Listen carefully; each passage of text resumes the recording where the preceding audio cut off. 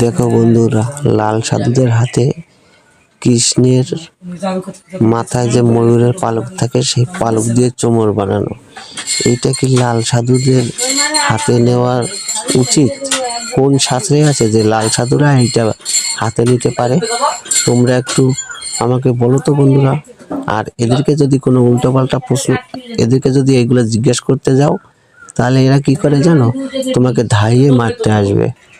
বন্ধুরা, তোমরা যদি লাল সাধুদের হাতে ময়ূরের পালকের চোমর দেখো তাহলে তোমরা একটু প্রশ্ন করো যে এইটা কাদের প্রাপ্ত।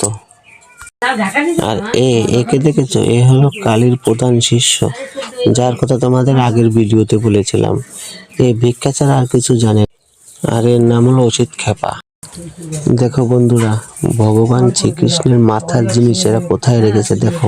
আমি তোমাদের জুম করে দেখাচ্ছি। এই দেখো, এরা পায়ের কাছে রেখে এরা শুয়ে আছে। এরা ভগবানের জিনিস দেখো পায়ের কাছে রেখে কিভাবে শুয়ে আছে।